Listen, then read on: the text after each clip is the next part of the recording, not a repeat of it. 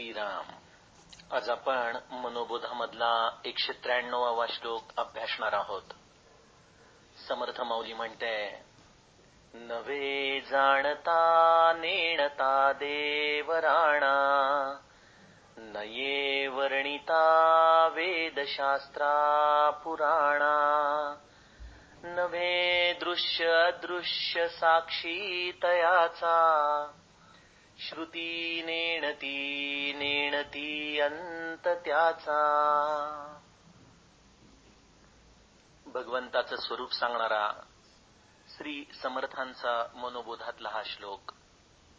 ज्या आत्मवस्तूची प्राप्ती आपल्याला करायची आहे ती आत्मवस्तू मनाच्या सर्व कक्षांच्या पलीकडे आहे, याचंच विस्तृत विवरण करणारा समर्थांचा हा मनोबोधातला श्लोक.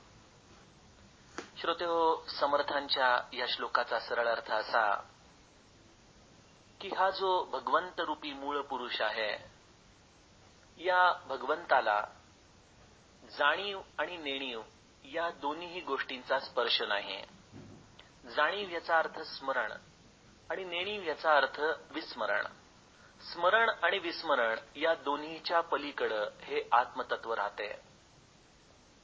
तसंच या मूळ पुरुषाचं वर्णन करताना शब्दसुमनांची कितीही रचना जरी केली तरी हे शब्द त्याचं मूळ स्वरूप आपल्याला दाखवू शकत नाहीत, कारण की शब्दांची एक प्रकारे घोडदौडच या मूळ पुरुषापर्यंत जाऊ शकत नाही. समर्थ पुढे जाऊन म्हणतात की हा भगवंत रूपी मूळ पुरुष ना दृश्य स्वरूपात आहे ना तो अदृश्य स्वरूपात आहे.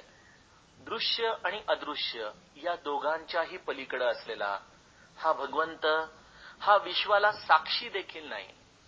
या ब्रह्मांडाला जो साक्षीत्वाने बघतो, हा जो आपला भाव आहे त्याच्याही पलीकडे तो मूळ पुरुष आहे.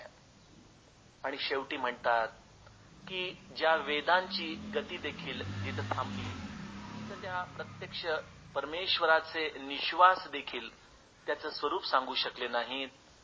अशी श्रुती देखील जिथं संपूर्णपणे दमून गेली, थकून गेली, असा हा भगवंत रूपी मूळ पुरुष. श्रोते हो, भगवंताचं अस्तित्व, त्या मूळ पुरुषाचं स्वरूप जे मनाच्या सर्व कक्षांच्या पलीकडे आहे, त्याचं विवरण करणारा हा समर्थांचा श्लोक. मनोबोधाचे हे श्लोक खरं दिसतात वरवर खूप सोपे. 4 ओळींचा हा श्लोक लहानपणी शाळेमध्ये पाठ करण्याच्या पलीकडं आपण कधी त्याच्या आतमध्ये शिरलोच नाही. पण आज जवळजवळ 6-7 महिने या मनोबोधाचा एक एक श्लोक अभ्यासत आहे आणि लक्षात येतं की या 4 ओळी समजणं कदाचित संपूर्ण जन्माच्या साधनेचीच फलश्रुती आहे की काय. इतके अगाध समर्थांचे हे श्लोक आहेत. त्यातीलच एक परमबिंदू असलेला समर्थांचा आजचा श्लोक आपल्या अनेक संकल्पनांना धक्का देणारा असा हा श्लोक आहे. समर्थांनी आपल्याला मागच्या श्लोकात सांगितलं की मनुष्याचं मन त्या मूळ पुरुषापर्यंत, त्या आत्मस्वरूपापर्यंत पोहोचू शकत नाही. आपल्याला हे कळालं कारण की मनाला प्रत्येक गोष्टीचं एक रूपक आपल्या अंतरंगात तयार करावं लागतं आणि त्या मूळ पुरुषाचं रूपक कुठल्याही परिस्थितीमध्ये मन समजून घेऊ शकत नाही. म्हणून त्याला सगळ्या खुणा या व्यर्थ ठरतात. अशा अर्थाने समर्थांनी आपल्याला मागच्या श्लोकात मनाची असमर्थता सांगितली. समर्थरूपी हा मानसशास्त्रज्ञ या श्लोकातून मनाचा एक एक छोटा छोटा कप्पा त्या भगवंताला जाणण्यासाठी कसा असमर्थ आहे आणि त्यातूनच गुरुकृपेने आपल्याला साधनाचं प्रयोजन आपल्या आयुष्यात काय आहे याचा आत्मबोध सांगणारा हा श्लोक आहे. श्रोते हो, इथं समर्थांनी मनाला एका चौरंगाच्या आकारामध्ये विचारात ठेवलेला आहे. जसे चौरंगाला 4 पाय असतात, या 4 पायांवर हा चौरंग व्यवस्थित उभा असतो, तसं समर्थांनी मनाच्या 4 दिशा, 4 पाय आपल्याला या श्लोकात सांगितलेले आहेत. समर्थ इथं म्हणतायत की नवे जाणता नेणता देवराणा, म्हणजे इथं मनाचा एक गुणधर्म आपल्याला ते सांगतायत. मनाचा गुणधर्म आहे स्मरण. या स्मरणाला आपण ज्या मनाने घट्ट धरून ठेवलेलं आहे ते स्मरण म्हणजे ती जाणीव आणि त्याचं विस्मरण म्हणजे नेणीव, या दोन्हीही गोष्टी भगवंतापर्यंत पोहोचण्यासाठी असमर्थ आहेत, असं या मनरूपी एका पायाचं वर्णन समर्थ इथं सांगतात. काय नक्की भानगड आहे ही? जाणीव आणि नेणीव या दोन्हीही गोष्टी भगवंतापर्यंत जात नाहीत हे ज्ञानेश्वर माऊलींनी देखील एका अभंगात आपल्याला सांगितलंच आहे. जाणीव नेणीव भगवंती नाही. असा हा भगवंत जो स्मरण आणि विस्मरणाच्या पलीकडे आहे, हा या मनाचा चौरंगाचा पहिला पाय. मनाचा दुसरा गुणधर्म समर्थ इथं सांगतायत की मनाला वर्णन किंवा मनाला एक प्रकारे रूपक हे अत्यावश्यक असतं. पण या वर्णनासाठी नये वर्णिता वेदशास्त्रा पुराणा, म्हणजे मनाला वर्णन देखील करून या आत्मस्वरूपाचं रूप सांगता येत नाही. कारण की मन एकतर वर्णनाने रूपक ओळखून घेऊ शकतं, पण इथं वर्णन आणि रूपक या दोघांच्या मध्येही मनाला त्या मूळ स्वरूपाचं दर्शन होऊ शकत नाही. त्यामुळे मनाचं हे दुसरं अंग जे वर्णनाचं आहे ते देखील या मूळ स्वरूपाला जायला लटकं पडतं. तिसरा टप्पा समर्थ इथं आपल्याला सांगतायत तो म्हणजे मनाला दृश्याचं स्मरण आहे. हे मन नयनाच्या दृष्टीने कुठल्याही गोष्टीचा विचार करत असतं.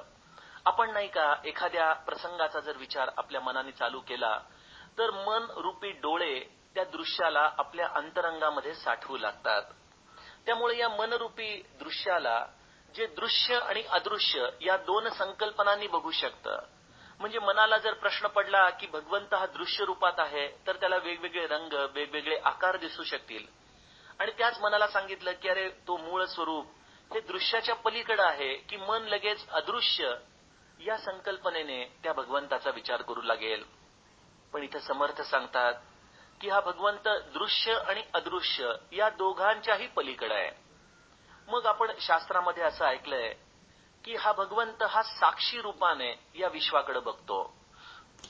समर्थ इथं म्हणतात की हा भगवंत साक्षी रूपाच्याही देखील पलीकडे आहे. तो साक्षी रूपात आहे पण त्याचं मूळ स्वरूप या साक्षी रूपाच्याही पलीकडे आहे. म्हणजे कसं, या मनाच्या 4 अवस्था आहेत बघा: जागृती, स्वप्न, सुषुप्ती आणि तुर्या. या चारही अवस्थांमध्ये मन हे साक्षी रूपाने आपल्याकडे बघत असतं. म्हणजे जागृतीमध्ये हा मन या त्रिगुणातीत विश्वाचा एक भाग असतं, पण त्याचबरोबर मन आतमध्ये विचार देखील करत असतं परिस्थितीचा. तेच मन जेव्हा स्वप्नवत जातं तेव्हा या स्वप्नांचा अंदाज घेणारं देखील एक मन सतत जागृत आपल्या अंतःकरणात असतं. तेच मन जेव्हा गाढ झोपेमध्ये जातं तेव्हा या सुषुप्तीमध्ये देखील आपलं मन कुठंतरी निवांत होत असतं, विश्राम पावत असतं. तीच परमार्थाच्या अधिकाराने प्राप्त होणारी चौथी तुर्या अवस्था. ही तुर्या म्हणजे सीमारेषेवरची अवस्था आहे, जिथं ती ब्रह्माला देखील साक्षीत्वाने बघते आणि या विश्वाला देखील साक्षीत्वाने बघते. अशा या तुर्या अवस्थेवरती जे मन विराजमान असतं, समर्थ म्हणतात ते देखील या भगवंताचं स्वरूप जाणण्यासाठी लटकं पडतं. म्हणजे मनाचा हा जो तिसरा पाय आहे जो साक्षी रूपाने दर्शन घेत असतो या विश्वाचं, तो देखील या मूळ स्वरूपापर्यंत पोहोचू शकत नाही. आणि म्हणून शेवटी अगदी त्या भगवंताच्या निकट असलेले वेद उपनिषद जे श्रवण रूपाने आपल्या मनाला समजावून सांगत असतात. या मनाचा हा जो चौथा गुणधर्म आहे श्रवणाचा, त्या श्रवणाच्या गुणधर्माला हे वेद देखील प्रत्यक्ष त्या भगवंताचं रूप न जाणत असल्यामुळं या वेदांवर या उपनिषदांवर आधारित असलेले सर्व अध्यात्म ग्रंथ देखील या मनाला एका टप्प्यापर्यंत खोनगाट देऊ शकतात, पण या मनाला त्या भगवंताच्या मूळ स्वरूपापर्यंत नेण्यासाठी प्रत्यक्ष श्रुती प्रमाण देखील लटकं पडतं. तिथं मनाचा संदर्भ तो काय? समर्थ आपल्याला इथं या मनाचे 4 दिशा वेगवेगळ्या अंगाने समजावून सांगतायत आणि म्हणतायत की हा चौरंग रूपी मन या भगवंताला कुठल्याही परिस्थितीमध्ये समजून घेऊ शकत नाही. श्रोते होई, नेमकी काय भानगड आहे? मग या मनाला जर या सर्व अवस्था समजून देण्यासाठी या मूळ पुरुषाला जर असमर्थ ठरत असतील तर इथं अनेक प्रश्न निर्माण होतात. इथे एक प्रकारचं मानसिक बंड अंतःकरणामध्ये निर्माण होता. प्रश्न असा आहे की जर हे मन श्रुती पुराणांनी समजून घेत नाही, हे मन वेगवेगळ्या प्रकारच्या प्रवचनांमधून सत्संगांमधून समजून घेऊ शकत नाही, हे मन त्याच्या स्मरण विस्मरणाने समजून घेऊ शकत नाही, हे मन दृश्य आणि अदृश्य या संकल्पनेतून समजून घेऊ शकत नाही, तर मग इथं सर्व प्रकारच्या या चाललेल्या पारमार्थिक साधना या व्यर्थ आहेत का? इथं साधनेचं खरंच महत्व काही राहतं का? जर या मनाच्या सर्व अवस्था या भगवंतापर्यंत जाऊ शकत नाहीत, तर मग या साधनरूपी बंडाचं आपण एक प्रकारे थोतांड मांडलं आहे का? सद्गुरू आपल्याला जी साधनरूपी मार्ग सांगतात तो चुकीचा आहे का? अशा अनेक प्रकारच्या बंडांना या अशा श्लोकातून एखाद्या सामान्य मनुष्याच्या अंतःकरणामध्ये गोंधळात टाकण्यासारखी परिस्थिती निर्माण करणारा असा हा श्लोक आहे. श्रोतेहो, समर्थांसारखा संत जेव्हा या गोष्टी अनुभूतीने जाणतो तेव्हा त्या सत्यच असतात. आपल्याला त्या गोष्टींची अजूनही अनुभूती आली नाही, त्यामुळे आपण गोंधळात पडतो. खरं या सर्व श्लोकांचा जर मतितार्थ आपण बघाल तर या चौरंगरूपी आसनावरती जो मी बसलेलो आहे त्या मीच्या गुणधर्मामुळं हे मन या सर्व गोष्टींना जाणण्यासाठी खरं असमर्थ ठरत असतं. आपल्या या चौरंगरूपी आसनावरती जो आपण जीवरूपी मी बसलेलो आहे तो हा मी या चारही पायांमधून या मनाच्या सापेक्ष स्थितीमध्ये म्हणजे रिलेटिव्ह टर्म्समध्ये, रिलेटिव्ह म्हणजे एक तर आहे किंवा नाही, या दोन्ही स्थितींमध्ये हा मीच या दोन्ही गोष्टींचं अवलोकन करत असतो की नाही. म्हणजे कसं की जाणता नेणता देव राणा हा जर चौरंगाचा एक पाय घेतला तर त्यामध्ये मी हा जो भाग आहे तो मी स्मरण करतो भगवंताचं आणि त्याचप्रमाणे मला भगवंताचं विस्मरण आहे. या दोन्ही अवस्थांमध्ये या चौरंगावरती जो स्थानापन्न झालेला मी आहे त्या मीला या स्मरणाच्या आणि विस्मरणाच्या दोघांच्याही आधाराने भगवंत हा कळू शकत नाही. या मीचं विस्मरण होत नाही, या मीचं विसर्जन होत नाही तोपर्यंत स्मरण आणि विस्मरण या दोन्ही गोष्टी मनुष्याच्या जीवनामध्ये आहेत. आपण म्हणतो ना, आज सकाळपासून खूप वेळ झाला बाबा, आज जपाला बसलोच नाही. साधकावस्थेमध्ये हे अगदी खरं आहे की आपल्याला नाम घेतलं पाहिजे, आपण नाम करायला पाहिजे, यात काही शंकाच नाही. पण ज्या कबीराची अवस्था ज्या भगवंताच्या स्मरणाने या आत्मवस्तूपर्यंत पोहोचली त्याची काय स्थिती झालेली आहे नामस्मरणामध्ये. आमच्या गोंदवल्याला आम्ही अनुग्रह देताना एक पत्रक प्रत्येक साधकाला देत असतो. त्यामध्ये स्मरणाची स्थिती कबीर सांगताना म्हणतात की राम हमारा जप करे हम बैठे आराम, अशी त्या अंतःकरणाची स्थिती तिथं झालेली आहे. म्हणजे अंतःकरणात नाम जो घेतो आहे तो देखील राम झालेला आहे. अशी स्थिती जेव्हा होते तेव्हा मी नाम घेतो किंवा मी नाम घेत नाही, मी त्याचं स्मरण करतो किंवा मी त्याचं स्मरण करत नाही, ह्यामधला हा मी जो आहे तो या चौरंगामधून एका पायामधून तरी निदान जाऊ लागतो. तसंच दुसरी अवस्था जी आहे ती म्हणजे नये वर्णिता वेदशास्त्रा पुराणा.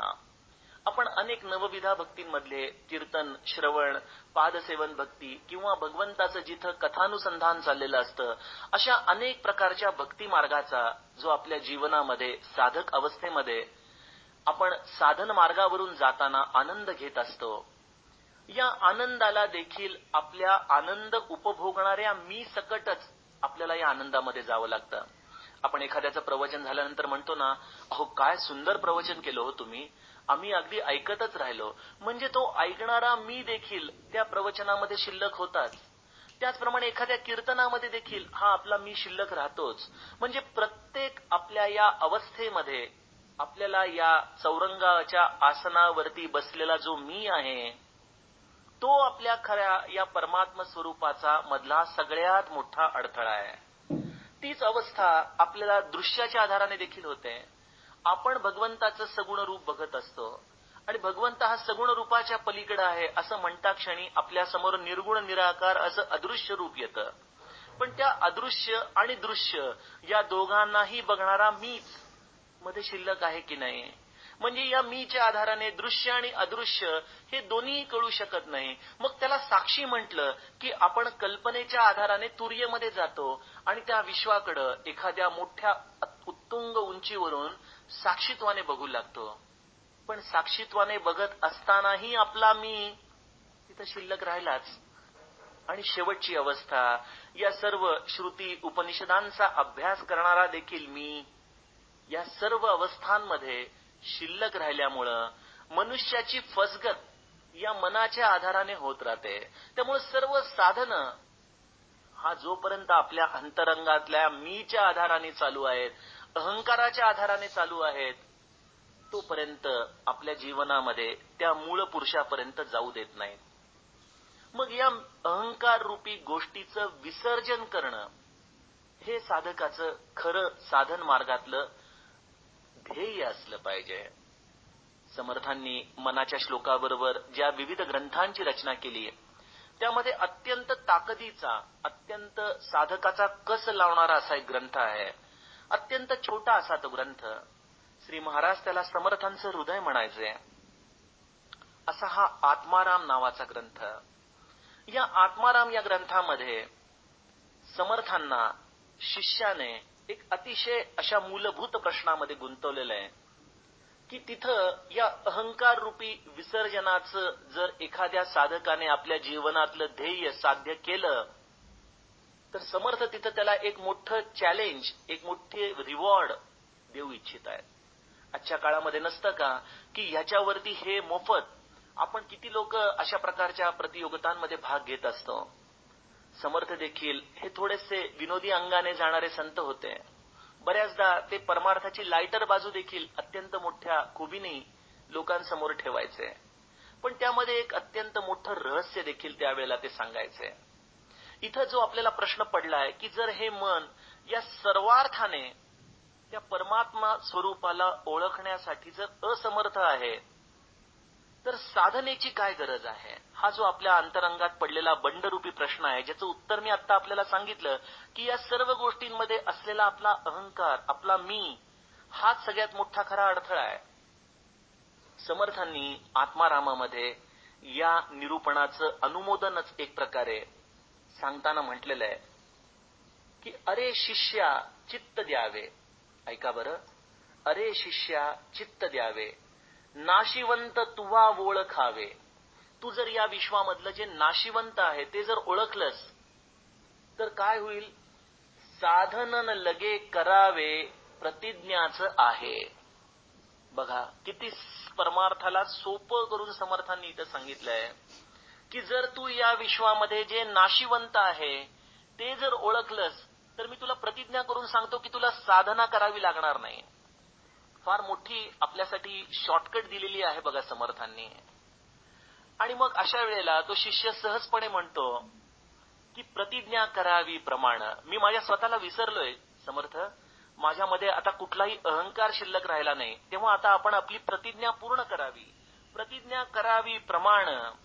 यावरती समर्थ लगेच म्हणतात, प्रतिज्ञा करावी प्रमाण असं म्हणतोय? अरे ऐसे बोलतो तो कोण, नाशिवंत केले मदारपण, त्याही मध्ये तो आला. आणि मलाच तू म्हणतोयस ना की प्रतिज्ञा आता आपली पूर्ण करा, मी अहंकार विसरलोय. मग हा बोलणारा कोण आहे? तू म्हणसी जे दिदले तरी देयास कोण उरले, जे उरले ते जुरले मजकडे. अरे तो बोलणारा आहे तरी कोण? यातून श्रोते हो, जे आपण आपल्या सुबोधामध्ये म्हणतो की अहंकार शत्रू मोठा, सर्वांना जाचतो सुखाशेने. या आत्मस्वरूपामधला सगळ्यात मोठा अडथळा आपला हा मी रूपी अहंकार जो आहे, तो अहंकार शरणागतीशिवाय जाऊ शकत नाही. म्हणून अनन्य भावाने सद्गुरूचे पाय धरावेत. जे ब्रह्मानंद महाराजांनी केलं ते करावं की महाराज आपल्याला जर काही द्यायचंच असेल तर माझं मागणं बंद करा. आणि मी माझं हे डोकंच उचलत नाही जोपर्यंत आपण माझी विद्वत्ता, आपण माझी बुद्धिमत्ता काढून घेतली असं म्हणत नाही तोपर्यंत. श्रोतेहो, परमात्म स्वरूपाला सगळ्यात मोठा अडथळा आपल्या बुद्धीचं चातुर्य आहे, या बुद्धीची चतुराई आहे. या बुद्धीच्या चतुराईने तो पटत नाही. या मनाच्या संवेदनारूपी जाणीवेने तो आपल्याला कधी साध्य होत नाही. जोपर्यंत आपण सद्गुरूला अनन्य भावाने शरण जाऊन ना भूतकाळामध्ये आहोत ना भविष्य काळामध्ये आहोत, केवळ वर्तमानामध्ये आहे त्या स्थितीमध्ये राहूत, तेव्हा कदाचित त्या परमवस्तूचा आनंदोत्सव आपल्या अंतःकरणामध्ये चालू होईल. पण वर्तमानाचा आनंद उपभोगणं यामध्ये देखील भूतकाळच आला की नाही, कारण की ती गोष्ट घडणार आणि मग आपण आपल्या अंतःकरणात त्याचा आनंद घेणार, म्हणजे देखील या जाणीवेचंच हे कार्य आहे. इथं आनंद मी घेतो आहे हा देखील अहंकार आहे, तो केवळ आनंद रूप आहे, केवळ आनंद रूप. आणि म्हणून शरणागती ही गोष्ट अत्यंत सखोल आहे, अत्यंत गुह्य आहे. याचं व्यक्त रूप म्हणजे आपल्या जीवनाच्या सर्व अवस्था महाराजांच्या इच्छेमध्ये आपण सामील करून देणं. आणि जसा एखादा ओंडका पाण्यावरती वाहत असतो, त्याला कुठली दिशा नसते, त्याला पाणी जिथं नील तसं तो वाहत असतो, तसं आपल्या जीवनामध्ये हा देह प्रारब्धावरती टाकणं, आपलं मन त्याच्या अनुसंधानामध्ये, त्याच्या नामामध्ये ठेवणं, त्या साधनेमध्ये पडून राहणं, त्याच्याकडे कुठल्याही गोष्टीची मागणी देखील न करणं, किंबहुना मोक्ष मिळावा ही आपल्या जीवनातली संवेदना देखील दूर करणं. ना भूतकाळ ना भविष्य, केवळ वर्तमान आणि तोही उपभोगणारा मी, याचं संपूर्ण विसर्जन म्हणजे शरणागती. असं हे अद्भुत शास्त्र मनुष्याला केवळ गुरुकृपेने प्राप्त होतं. याला कुठलीही इतर विद्या उपयोगाला येत नाही. म्हणून धरावे ते पाय आधी आधी, दुसरा याला कुठलाही मार्ग नाही. श्रोते हो, सद्गुरूचे पाय, सद्गुरूचे चरण अंतःकरणामध्ये घट्ट धरा आणि जीवनाचं सार्थक करून घ्या. हेच सांगणारा समर्थांचा हा मनोबोधाचा भावार्थ. जानकी जीवन स्मरण. जय जय राम. श्रीराम. आज आपण मनोबोधामधला 194वा श्लोक अभ्यासणार आहोत. समर्थ माऊली म्हणते, वसे हृदयी देव तो कोण कैसा, पुसे आदरे साधकू प्रश्न ऐसा, देहे टाकिता देव कोठे राहतो, परी मागुता ठाव कोठे पाहतो. आत्मस्वरूपाच्या या शोधामध्ये कालच्या मनोबोधाच्या श्लोकात आपण आपल्या अहंकाराचं विसर्जन करण्यासाठी जे जे काही या विश्वामधलं नाशिवंत आहे ते सद्गुरूच्या चरणी आपण शरणागतीच्या भावनेने विसर्जित करणं, ह्या एका निष्कर्षाप्रत आलो.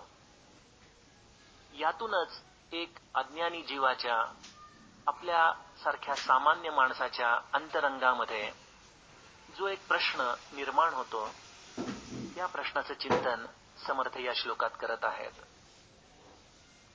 श्रोतेहो, समर्थांच्या चरणी आलेल्या या शिष्याच्या अंतरंगात प्रश्न असा पडतोय की जे जे काही नाशिवंत आहे ते आपल्या चरणी आपण अर्पण करायला सांगता, मग हा माझा जो देह आहे, जो या नाशिवंत या सदरातच येतो, या देहामध्ये हा भगवंत राहतो असं आपण म्हणता. पण आम्हाला तर या भगवंताचं कुठंच दर्शन होत नाही.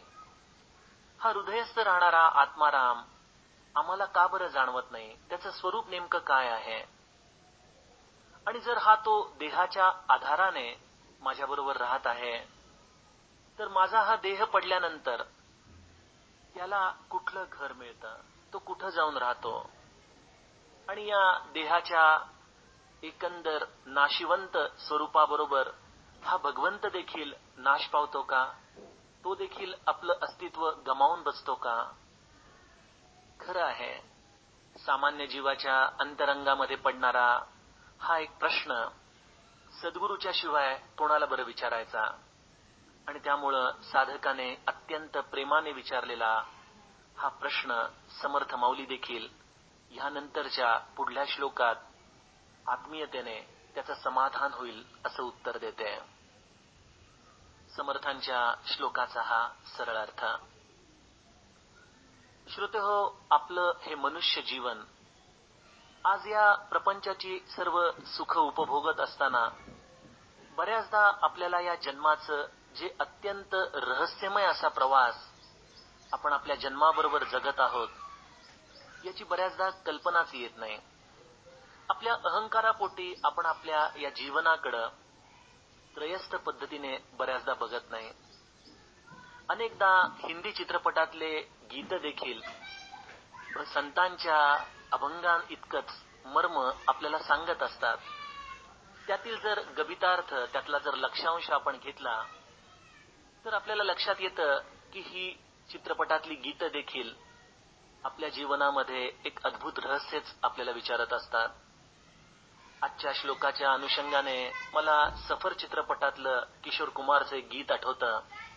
बहुतेक हिंदीवर साहेबांची रचना आहे. जिंदगी का सफर है ये कैसा सफर, कोई समझा नहीं कोई जाना नहीं, है ये कैसी डगर, चलते हैं सब मगर, कोई समझा नहीं कोई जाना नहीं. यामध्ये पहिल्या कडव्यात शेवटी गीतकाराने अतिशय सुंदर रचना केली आहे. त्यामध्ये तो म्हणतो की जिंदगी से बहुत प्यार हमने किया, मौत से भी मोहब्बत निभाएंगे हम, हंसते हंसते रोते रोते जमाने में आए मगर, हंसते हंसते जमाने से जाएंगे हम. आणि मग जो समर्थांचा हा कूट प्रश्न आहे तोच या गीतकारांनी बऱ्याचदा आपल्या कानावरती घातला. जाएंगे पर किधर, है किसे ये खबर, कोई समझा नहीं कोई जाना नहीं. श्रोतेहो, आपण आपल्या मनुष्य जन्माकडे जर थोडंसं त्रयस्थ होऊन बघितलं तर आज ज्या आईवडिलांच्या पोटी आपण जन्माला आलो, ज्या आईच्या कुशीत आपला हा जन्म झालेला आहे, त्याच कुशीमध्ये आपल्याला स्थान मिळावं असं आपलं काय कर्तृत्व होतं. आपण या अमुक अमुक घरात जन्माला यावं, या अमुक अमुक संस्कृतीमध्ये वाढावं, या भाषेमध्येच बोलावं, आपलं अशा पद्धतीचं शिक्षण व्हावं, आपल्याला इतका इतका पैसा मिळावा, आपल्या जीवनामध्ये अशा अनेक घटना घडाव्यात की ज्याची संकल्पना अनेकदा आपल्याला त्या क्षणापर्यंत देखील नसते. असं अद्भुत रहस्यमय जीवनाचा प्रवास आपण जगत असतो. आणि सर्व काही या उपभोगांमधून जाता जाता, या प्रारब्धाच्या सुखदुःखांचे हिनकोळे घेता घेता एक दिवशी या देहाला सोडून कुठल्या तरी अज्ञात अदृश्य अशा विश्वामध्ये निघून जावं. म्हणजे ज्या अज्ञात अदृश्य विश्वातून आलो त्याच विश्वामध्ये पुन्हा या देहाला सोडून निघून जायचं. असं काहीतरी हे मनुष्य जन्माचा रहस्यमय प्रवास चाललेला. पण मी म्हणजे देह या भूमिकेशी आपली जी एकरूपता आहे त्यामुळे मनुष्य साधारणतः जीवनाच्या आधीचा आणि मृत्यूच्या नंतरचा या दोन्हीही घटनांचा कधीच विचार करत नाही.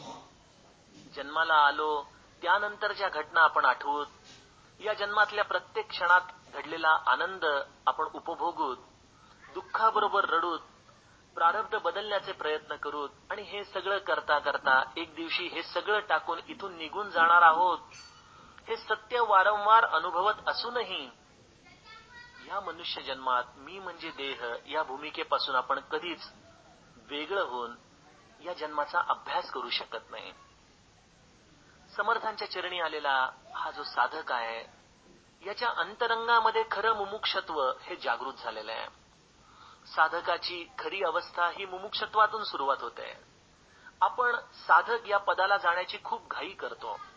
आपण बघतो ना, कित्येक उपासना केंद्र असतात, आरती मंडळ असतात, यांच्यामध्ये येणाऱ्या प्रत्येक भाविकाला आपण साधक ही एक पात्रता सहजपणे देऊन टाकतो.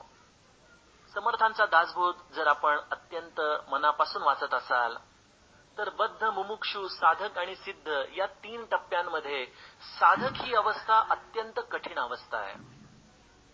आपल्या जीवनामधलं मुमुक्षत्व हे जोपर्यंत खऱ्या अर्थाने जागृत होत नाही तोपर्यंत साधक या पदापर्यंत जाण्याची आपण खरं घाई करू नये. पण काय करावं, व्यवहारामध्ये बद्ध म्हणून घेणं हे देखील चुकीचं आहे. त्यामुळं ही साधक नावाची उपाधीच मिरवण्यामध्ये आपल्याला आनंद आहे. आपल्याला खरंच हा प्रश्न पडतो का सद्गुरूच्या चरणांजवळ गेल्यानंतर की आपला हा जन्म म्हणजे नेमका काय आहे. या सर्व घडणाऱ्या माझ्या आयुष्यातल्या घटना, याचा सर्व सूत्रधार हा कोण आहे. या देहाला सोडून जे तत्व या देहाच्या अंताबरोबर, या देहाच्या नंतर राहतं, ते नेमकं कुठं राहतं. आणि या देहाबरोबर राहत असताना हे मूळ तत्व या देहाच्या बरोबर सुखदुःखांमध्ये लिप्त होत असतं का. आपल्याला श्रोतेहो हे प्रश्न अजूनही पडत नाहीत, कारण की आपल्या अंतरंगामध्ये हे मुमुक्षत्वच निर्माण झालेलं नाही.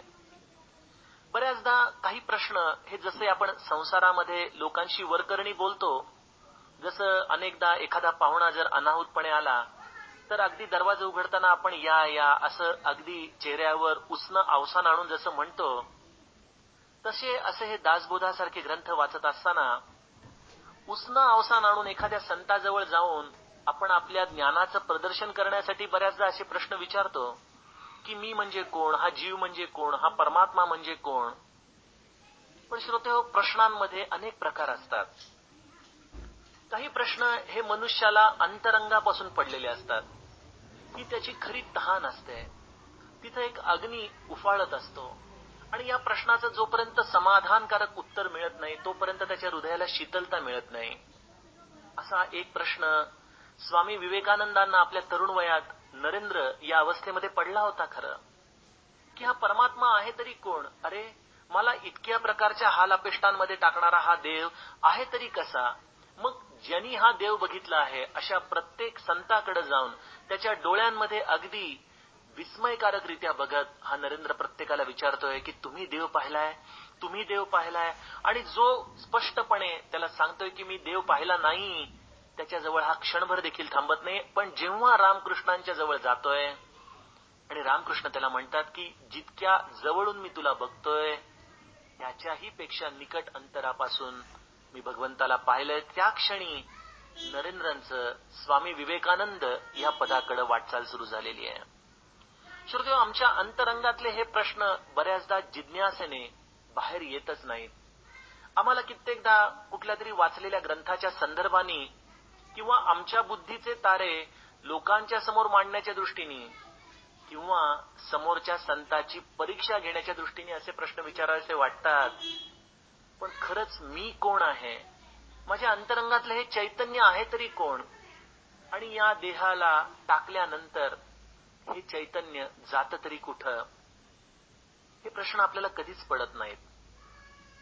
प्रश्न विचारायचा कोणाकडं, हाच एक अत्यंत मोठा प्रश्न आपल्या प्रत्येकासमोर आहे. आजच्या काळामध्ये जसं पु ल देशपांडे म्हणतात की ज्या पायांवर डोकं टेकवावं अशा पायांचीच आता कमतरता झालेली आहे. त्यामुळं बऱ्याचदा एखाद्या मुमुक्षत्वाला असे प्रश्न पडतात खरं आयुष्यात.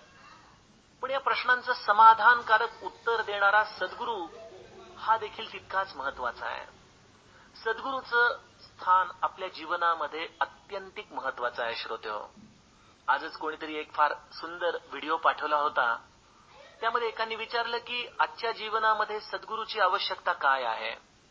यावरती फार मार्मिक उत्तर देताना ते म्हणाले की तुम्ही कार चालवता का. हो म्हणाले एखाद्या जर अज्ञात ठिकाणी आपण कार चालवत असाल तर आपण कशा पद्धतीने रोड शोधता. ते म्हणाले सोपं आहे म्हणे, माझ्या कारमध्ये जीपीएस सिस्टम आहे. त्या जीपीएस सिस्टमवर मी माझं जाणारं डेस्टिनेशन किंवा मला ज्या ठिकाणी जायचंय ते ठिकाण टाकतो. मग ती गोष्ट जशी मला सांगेल त्या पद्धतीने मी जात राहतो. यावरती तो मनुष्य हसून म्हणाला की हे विश्व देखील तुमच्यासाठी अज्ञातच ठिकाण आहे. तुम्हाला कसं जायचंय माहित नाही. या जीवनाचा हा प्रवास कसा करायचा हे तुम्हाला माहित नाही. तुम्ही या लाटांबरोबर जिथं जायचं असेल तिथंच जाणार, यात काही शंका नाही. पण या सर्व प्रवासामध्ये आपलं जे गंतव्य स्थान आहे, जिथं आपल्याला पोहोचायचंय, त्या स्थानापर्यंत जाण्यासाठी कुठल्या तरी समर्थाचा हात धरला तर तो तुम्हाला उजव्या बाजूला वळायचं का डाव्या बाजूला वळायचं अशा योग्य मार्गाने नेता नेता आपल्या त्या गंतव्य स्थानापर्यंत नेईल.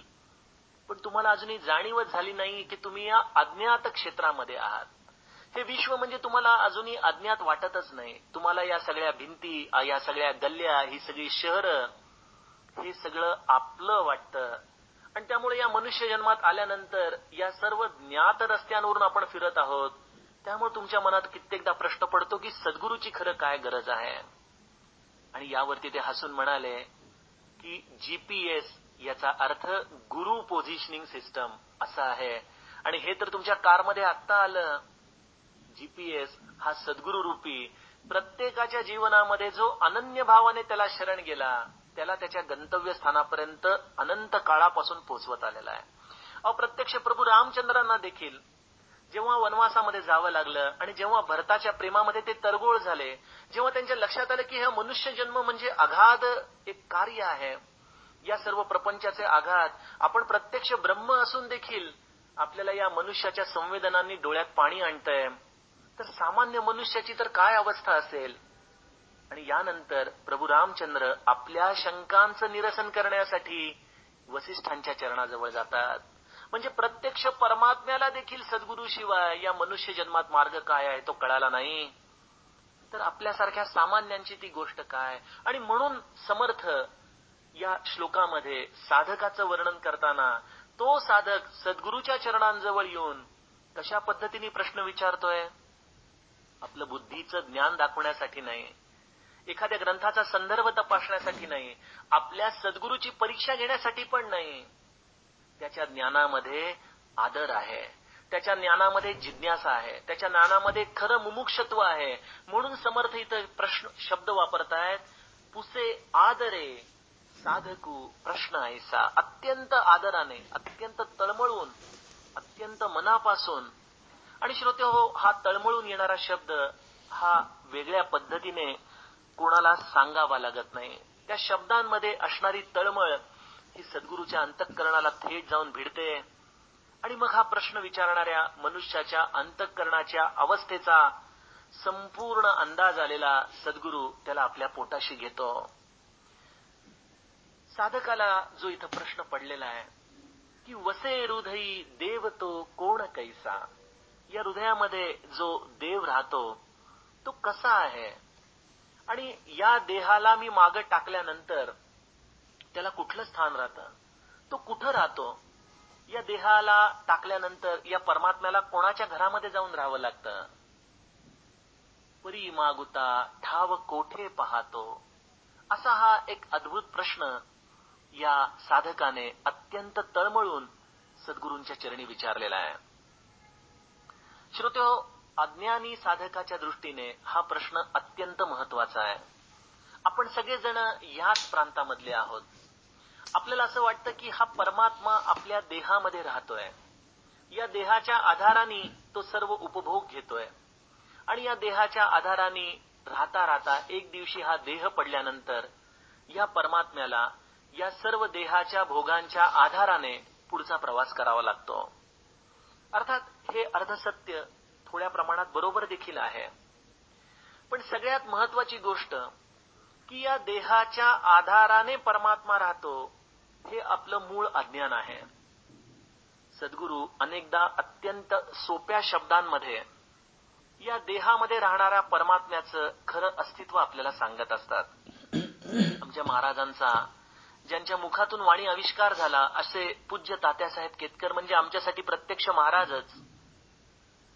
या वाणी आविष्कारामध्ये, या वाणी रूपातल्या महाराजांनी देहामध्ये परमात्मा राहतो का परमात्म्य स्वरूपामध्ये हे देहरूपी स्वप्न राहतं, याचं अतिशय सुंदर विश्लेषण एका वाक्यामध्ये सांगितलेलं आहे. पूज्य तात्यासाहेब केतकर आपल्या श्री महाराजांच्या वाणी रूपातून सांगताना म्हणालेत की माझ्या घरामध्ये देवघर नाही, तर देवाच्या घरामध्येच मी राहतो. अत्यंत महत्वाचा हा संदर्भ आहे. सामान्य मनुष्याला जेव्हा त्याचं घर दाखवायची वेळ येते तेव्हा तो सगळे घरातल्या खोल्या दाखवतो की हा आमचा हॉल, ही आमची बेडरूम, हे आमचं किचन आणि हे आमचं देवघर.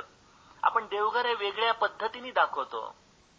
पण इथं तात्यासाहेब केतकर आपल्याला सांगतायत की मी देवाच्या घरामध्ये राहतो. आम्ही देवघर आमच्या घरात नाही, तर देवाच्या घरातच आम्ही राहतो.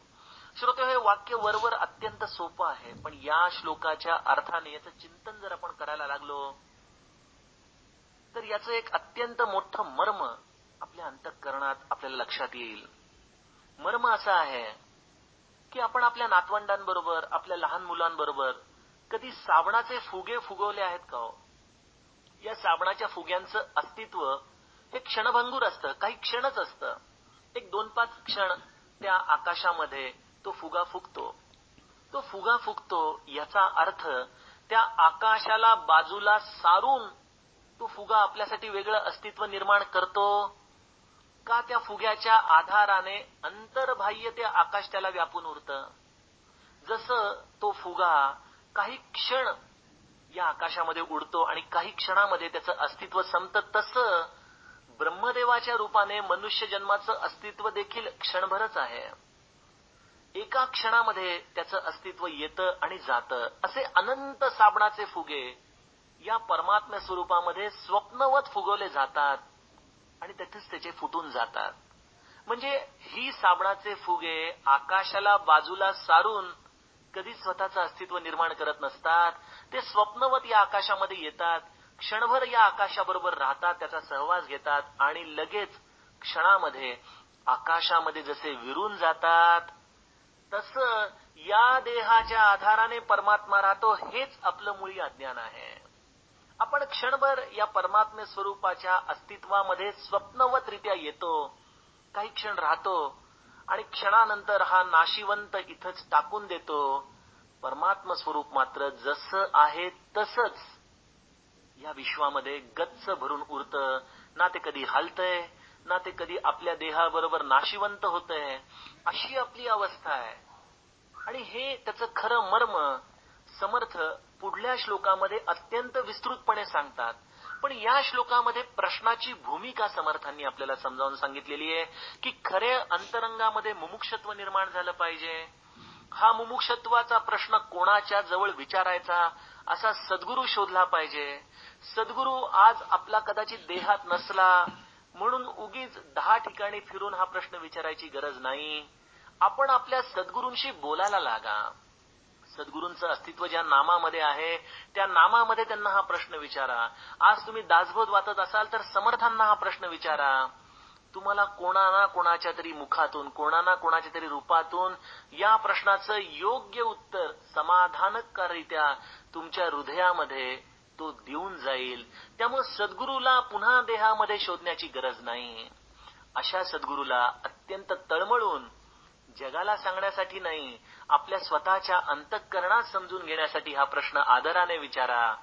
आणि मग सद्गुरू तुम्हाला पोटाशी धरेल आणि तुम्हाला त्याला खऱ्या अर्थाने आनंद वाटेल की आज माझा एक जीव या जीवनाकडे त्रयस्थपणे बघायला तयार झालाय. मला त्याच्या प्रश्नाचं उत्तर दिलंच पाहिजे. असा हा प्रश्न ज्याच्या मनामध्ये निर्माण होतो श्रोतेहो, जीवनामध्ये आत्मोदयाची पहाट ही अत्यंत जवळ आलेली असते. असा हा आत्मसाक्षात्काराचा झुंजूमंजूची वेळ सद्गुरु कृपेने आपल्याही आयुष्यामध्ये यावो आणि आपल्याला देखील आपल्या या जीवनाचं खरा प्रश्न पडो, हीच सदिच्छा देतो. हाच समर्थांच्या श्लोकाचा भावार्थ. जानकी जीवन स्मरण जय जय राम.